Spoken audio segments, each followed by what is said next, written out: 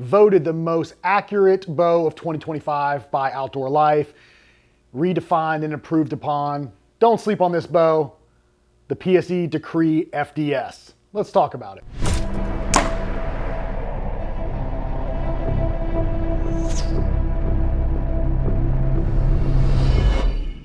All right, ladies and gentlemen, welcome back to the channel here at Extreme Outfitters. I am Zach. Thanks for joining me today. And we are talking about the PSE Decree FDS, right? The Decree was in the lineup last year. It's PSE's aluminum bow.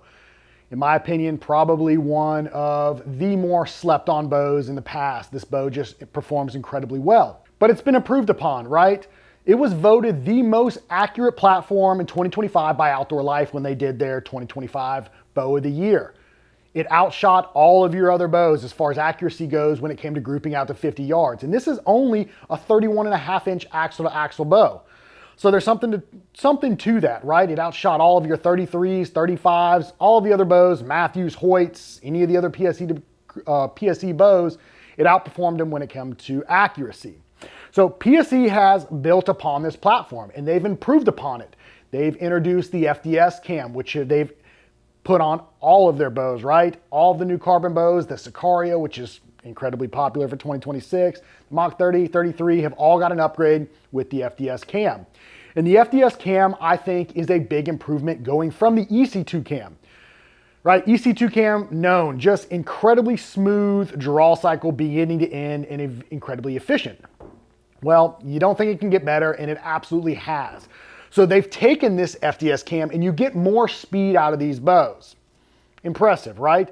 Typically, you got to sacrifice something whenever you gain speed.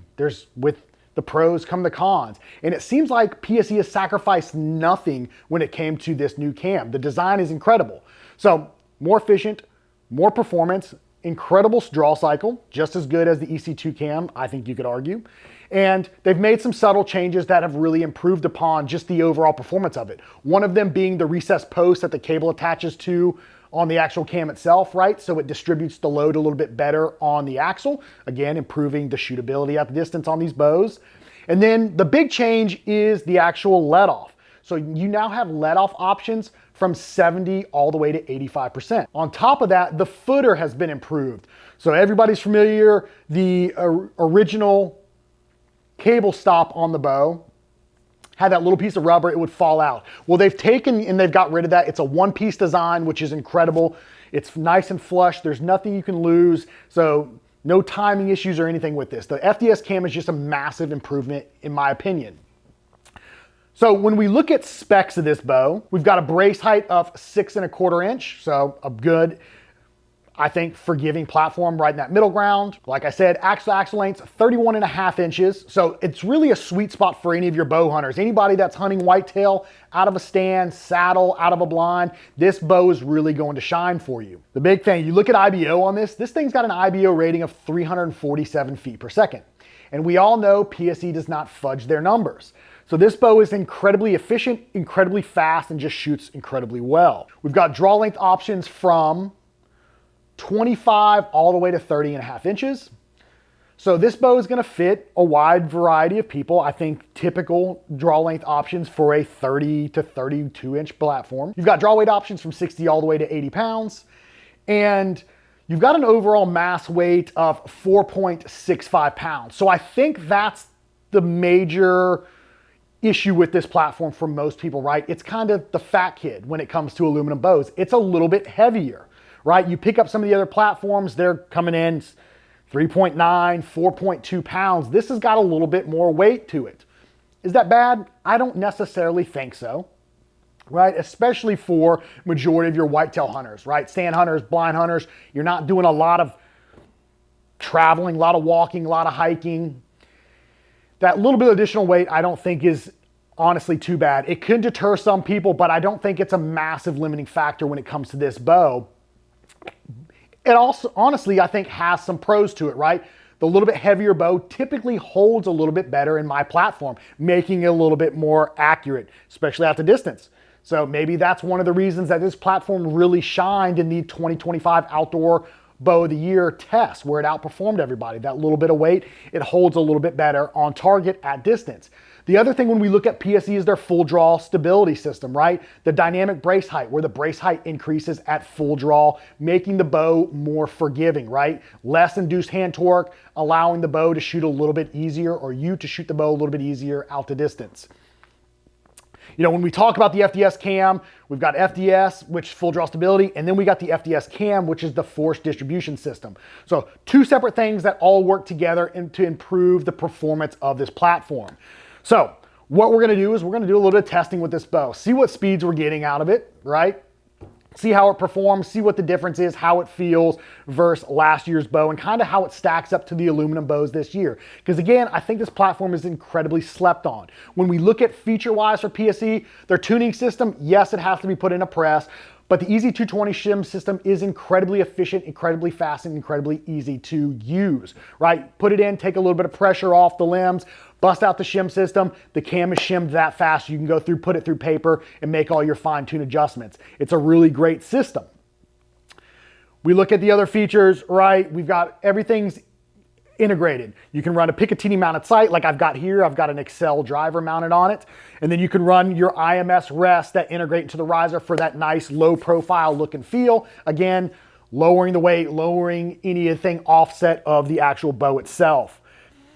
I've got this set up with a two-piece quiver on it, which I'm a big fan of two-piece quivers. I personally like them over a one-piece. I just think that the two-piece quivers are, in my opinion, I don't take a quiver off whenever I shoot, so I run a two-piece fixed. I just like how there's 2 points of contact as far as attachment goes with the actual hood attached to the riser and then the actual gripper. So we're gonna take this bow over to the range and we're gonna test it.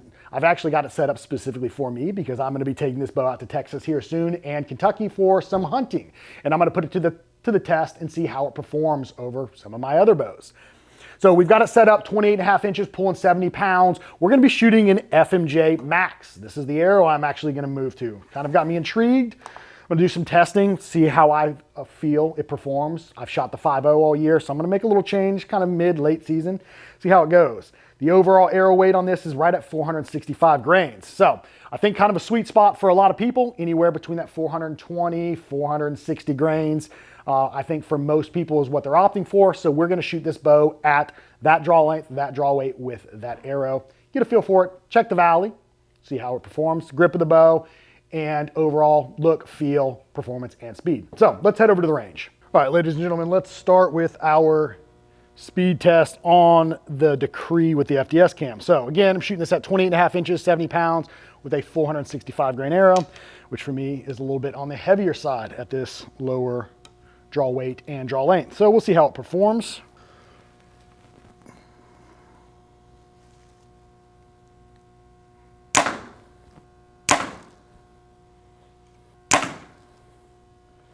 We have an average 3-shot group of 282.3 feet per second. So it's a much heavier arrow than I've been running all year. I've been closer to that 410, 420 grain mark. And this is honestly very, very impressive. 28.5 inches, 70 pounds, 282 feet per second is absolutely cooking with this heavy of an arrow, in my opinion. This bow is going to be, if you have not shot the Decree, I think you need to, just because it's incredibly impressive. Very efficient. It slings a heavier arrow at a shorter draw length. Gives you fantastic speeds, right? 280 to mid 290s, I think, is really that sweet spot as far as tuning goes, especially whenever you put a broadhead in there. Those speeds just perform very, very well. And this bow hits that mark with that heavier grain arrow. 465 grain is much heavier than I typically ever run, but I wanted to give these FMJ Maxes a shot, do some different hunting out in Texas and Kentucky with it, and I think it's gonna perform well. The thing I really, really enjoy about this bow is the draw cycle. Like, everyone loved the EC2 cam, but the FDS cam just, I think, outperforms in every single way. Right? It's a better design. You've got more let-off options. You've got that recessed post, which distributes that load on the axle a little bit more evenly. I mean, there's nothing that you can dislike about it, in my opinion. Draw length options are really, really good. And I would say that, like I said, the draw cycle is, I think, untouchable when it comes to comparing to any of the bows. Post-shot feel, there's no vibration, no feedback on this bow whatsoever. Very dead in the hand, just feels really, really good. And then when we talk about the valley, right, this bow's set at 85%. So a valley is an important factor for a lot of people, right? The valley, they absolutely nail it with this bow at 85%. It's forgiving enough that you can relax a little bit, but not so forgiving that it's impossible to let the bow down where you feel like you've really got to force it down. Very natural, just a great bow for a bow hunter, right? Great draw cycle. The bow holds really, really well. Holds very steady. No induced hand torque whatsoever. The grip is fantastic on this. And then you need to let the bow down. The valley is great on this. I really do like the grip on the Decree series. They do have the rubber coating on it. It's a nice thin grip, very, very repeatable, very easy to index repeatedly, because we all know archery is all about repeatability, right? Repeatability and consistency in order to be accurate. And this bow is that. There is a reason this bow, I think, outperformed all bows when it came to the accuracy side of things out to 50 yards. And it's just got everything going for it, and it's been improved upon for 2026 with this new cam. Holds rock solid. No bars or anything on it. Again, very quiet, just great for the bow hunter. A lot of great color options from PSE. This is their clay brown color. They've got an olive green. They've got your blacks, your camos, charcoal. I'm a big fan of this color myself. I like the earth tones. I like to be able to set my bow down and maybe lose it.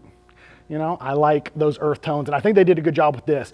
So as a bow hunter, just a complete package bow, the PSE Decree with the FDS cam really hits all the marks. For me, the biggest drawback for some people is going to be the weight. Like I said, it's kind of the fat kid. It's a little bit heavier, 4.65 pounds, a little bit heavier than that, obviously loaded. But what do you gain with that? I think it's just a very stable platform and holds really, really well on target. Couple that with the full draw stability system that's built in.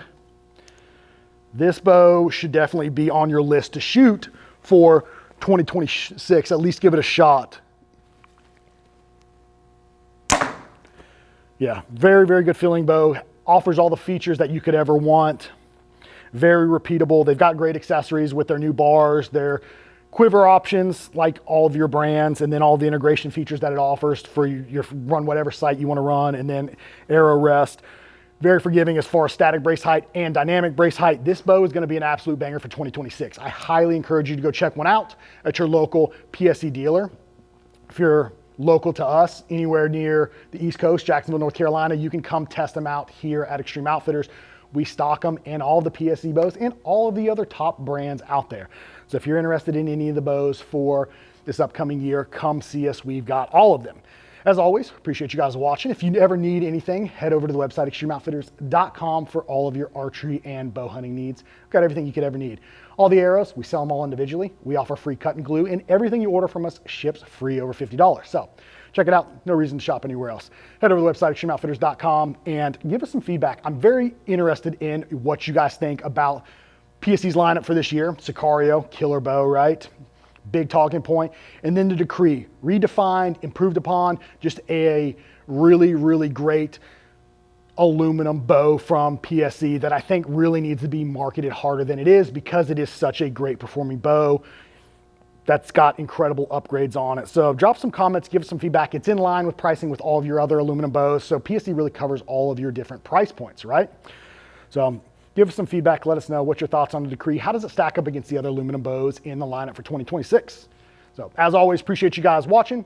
See you guys in the next video.